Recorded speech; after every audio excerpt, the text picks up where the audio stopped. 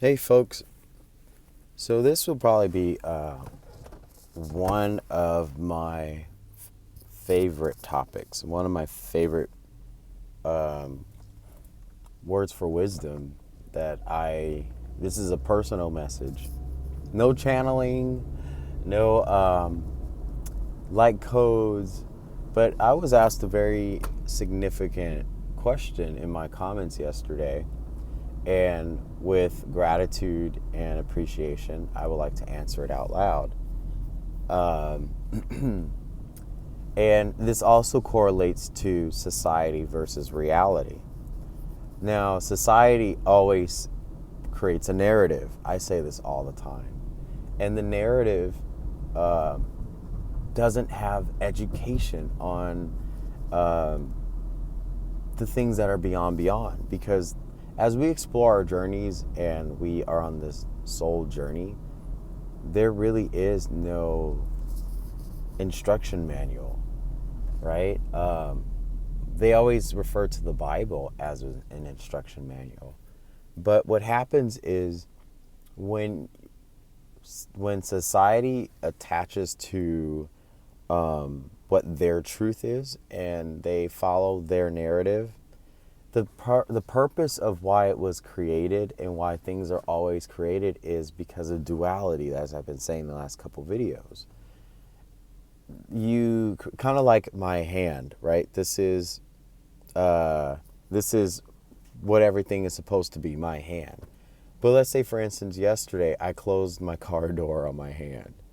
Therefore, now I have to detach from what that solid consciousness was. I have to now figure out how to deal and respond to this new feeling, this new awareness, this new defragmentation.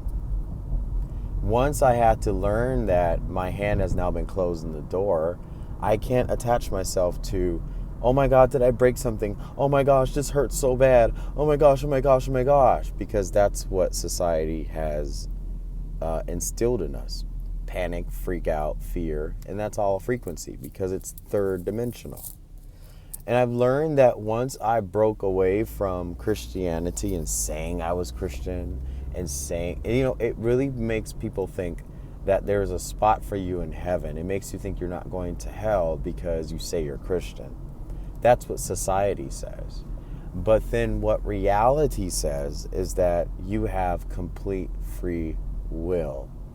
So it means you can apply and include whatever you want because it's your conscious decision. It's your Christ consciousness. Christ is embodied in us. Whenever our soul comes here, everyone says it. So if everyone is saying it, people resonate with it, people feel like that is the truth, then guess what? That is in your own will. When you die, you write a will, it's to flourish and perspire the things that you work hard for, or the things you leave, words of wisdom you leave behind. But free will means that at any time you can change that, because living is death, right? As they say, we live in this effed up reversal of an environment where, to be quite honest, what I've studied is the Freemasons have always been here. They've been here 1,000 years before Jesus had his teachings and his journey. So it shows you, if you learn like their philosophy, not saying follow their philosophy, because that's what society will tell you. Follow means, or what is it? Learn means follow. Follow means become a cult, but that's not it. If you would learn the opposition's philosophy, then you learn how to position yourself. This is what Jesus did. How do I know? Because I know Jesus personally. How do I know him personally? I guess I can share this story because it's written in a book, and my grandmother written a book about it. That when I was 7 years old, I think I was 7 years old, my grandmother was so deep into her faith, like she believed, If you fornicate, you're going to hell. Eternity's too long, right? Hell's too hot. That's just what my grandmother's, but that is in her free will. She is in her own belief, in her own way, and she is free to think and feel as she wants because her truth is the truth to her. And that's how you write your will. I don't know if this makes any sense or not. But when I was 7 years old, there was a big explosion of light that came out of the bathroom. And I ran into the bathroom, and in the window was a cross. There's some people who had this apparition before in history, that there is a glowing light cross, and it was in flames. So it's interesting that when I saw that, it really kind of shaped me as a child. But then as I got into my late teens and early 20s, I started doing my own thing, because that's usually what happens. Like, you go, oh, that was just a bunch of sci-fi baloney, because that's what society told us. And I started listening to, Beyonce and getting drunk in the club and, booty popping. And, that was such a higher vibration than seeking out this journey in myself, because I saw this thing that's supposed to tell me what to believe. But now I'm coming full circle. I think at 27, 28, 29, I was starting to go on a free will journey. I wanted to go on a spiritual journey, because I heard Ryan Seacrest say this on the radio. And I was like, what's a spiritual journey? I want to find this out myself. So I had to detach from the reality that I had high belief in. I really, really thought, that what I was involved in this whole time was like the real reality. Then I started learning that King James was a Freemason. And I'm like, oh, but they killed Jesus 1,000 years before his birth.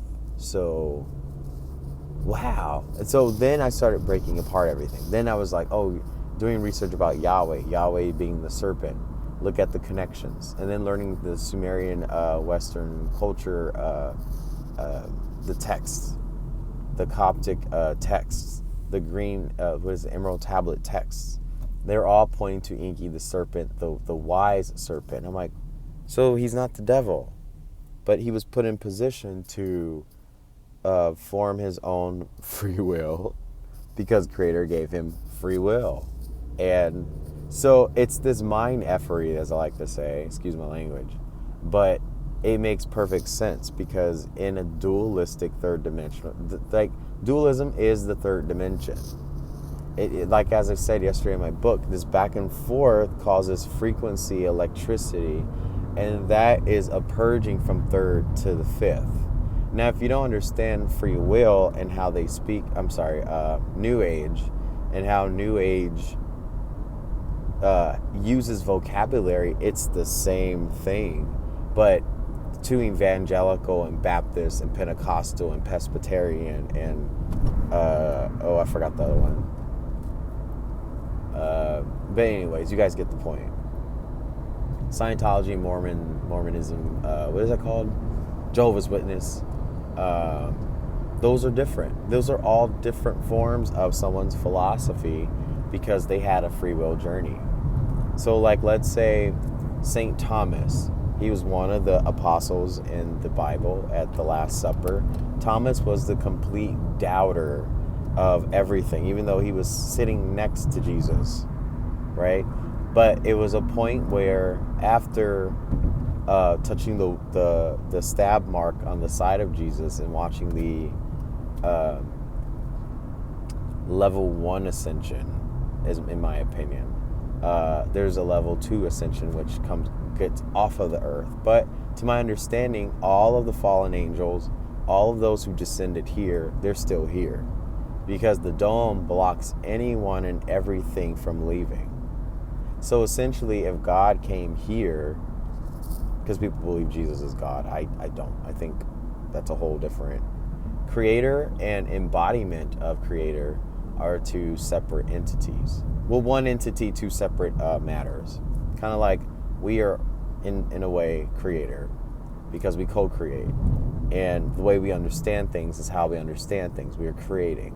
But until we unplug from that, of which we condition ourselves, then we're starting to create a conduit with everyone else. So it takes real understanding of a lot of things outside of religion to understand what religion really is about. And then this next shift that we're going into is understanding how New Age came to be. Someone posted yesterday that, I posted something. It was when you think religion is this is like from a meme that I found. When you think religion is a bunch of nonsense, but you believe in crystals to heal you. It's sort of like, it's pinging at itself. But I wear crystals because they came from the earth. Like, I don't think someone just created this and made it up and sold it. That would be a bunch of hoopla. But if it came from the earth, why can't you wear it on your body? Then society comes in to say, oh, you're going to go to hell because you're worshiping crystal balls and gems and who made that up? There's no evidence of any law in the beginning of creation. Genesis, even if you go in that, it did not have the Ten Commandments in Genesis.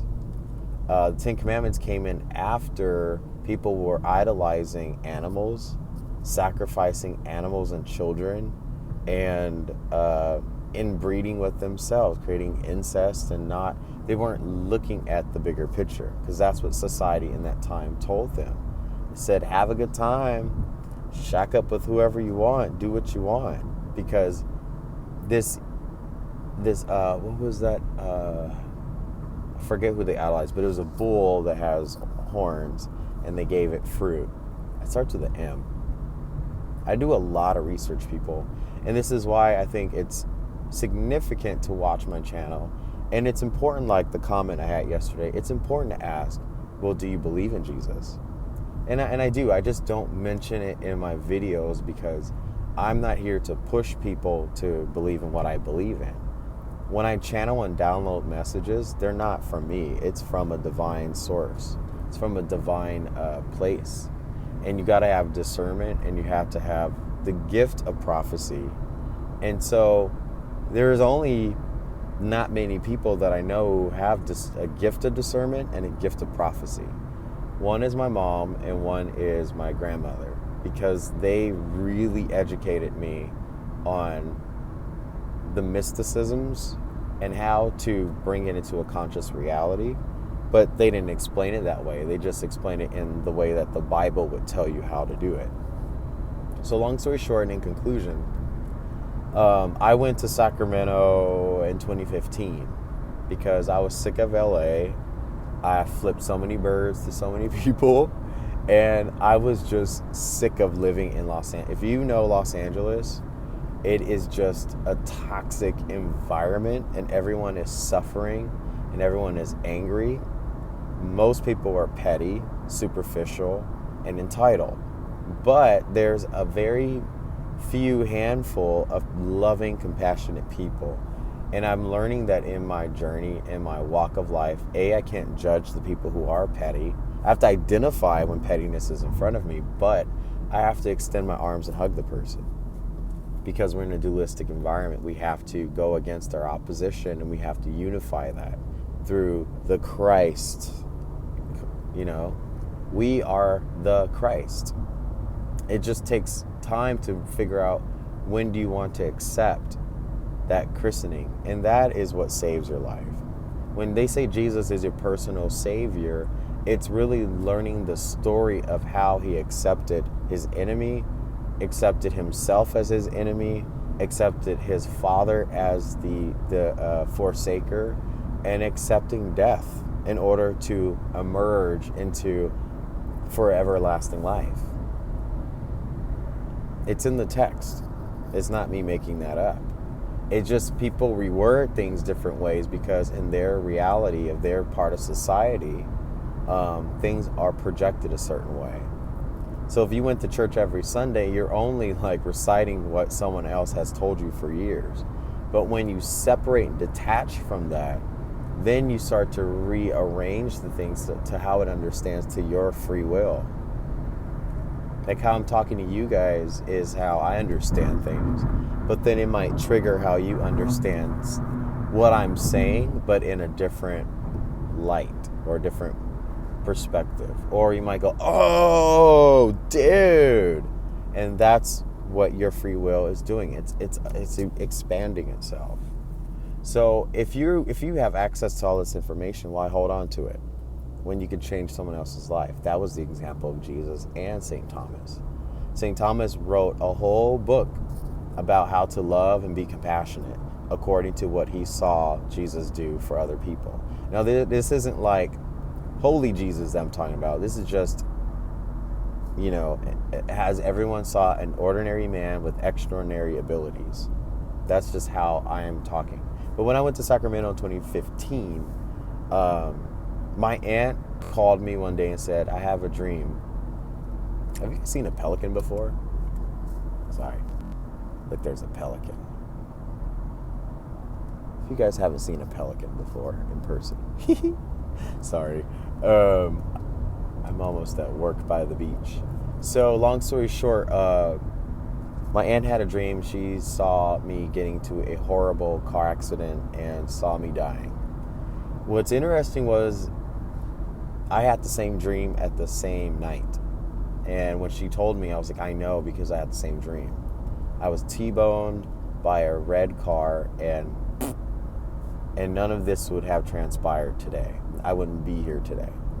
What happened was I went to a Trader Joe's, and I saw this homeless dude sitting in front of the store, and he asked for change. He was like, "Hey man, like, got any change on you?" And I said, "I have to go get some change inside." He's like, "No, I'm not asking for money. I mean inside of yourself. Do you have any change inside yourself?" And I'm like, I've never been asked that in my life. And I said, I do. He's like, who is Jesus to you? And I'm like, Jesus. And I started to cry because, I might cry right now. Damn it. Jesus, in a metaphysical way, knows how to come into my body and makes me feel as though I'm his son, I'm his child, I'm his personal child. That if a parent died and a parent were to create the most perfect individual ever,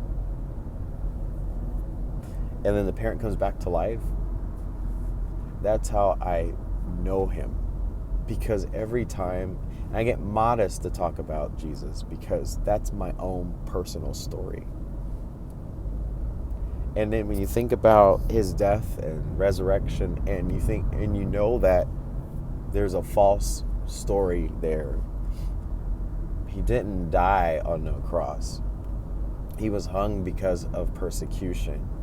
He was hung, it was trees that were laid up. But every time people idolize his body on a cross, they're only worshiping staying here on earth, which means to continue to die over and over and over. I refuse to celebrate Easter and resurrection because it's not about that. This is what he has told me personally. And that homeless person who approached me said, Aaron, you just need faith. And he poked my heart. And I tell you what, when he poked my heart, it felt like a sword going through my body. And it wasn't like a painful, like, it was just like, it hurt, but then I started to feel life. Like I was being given a second chance to live. And so he's like, when you go back, and his finger's still in my chest, he's like, when you go back to Los Angeles, Aaron, you go and you kick ass. That's what he told me, this homeless person. And I was like, what is your name? He's like, they call me John. Just call me John. And then he said, he had this blue book next to him. And he's like, read John 3:16, Aaron. Read John 3:16 over and over and over and over. And he told me, I forget what the name of that book is. You guys hear that beeping? I don't make this stuff up. There's a little blue book about, I think it's the book of John. And long story short, I go inside the store and I get $20 because I felt like this was the best healing experience that I could have ever had in my beginning awakening experience. Because from 2012 to 2015, I was dark night of the soul. I was in a, oof, I want to go there. But what was interesting was after I got my groceries, which I forgot half of them because this guy just threw me off, and he smelled horrible. But I still gave him a hug and I gave him a kiss on his cheek.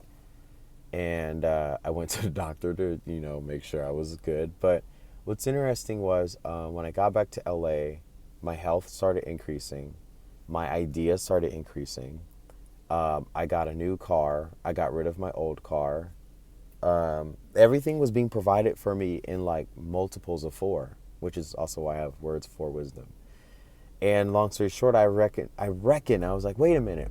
I never told that guy my name. I never said my name is Aaron. How the heck did he know my name? And that's how I knew Jesus is still here. He's still here. And you don't know how he's going to cross your path, but he is. He has ways. Because if he is an angelic being in a physical consciousness, he won't ever get tired. He doesn't eat food. He doesn't, you know what I mean? Like if you really think about literal angels that have came down and descended, they don't need to have what we have. They can walk all day and won't feel anything. They don't have to use the bathroom. Anyways, I'll let you guys go. I have to go to work now. But that's my personal story I have for you guys. And thank you for the comment. He is my personal savior. He saved my life over and over and over.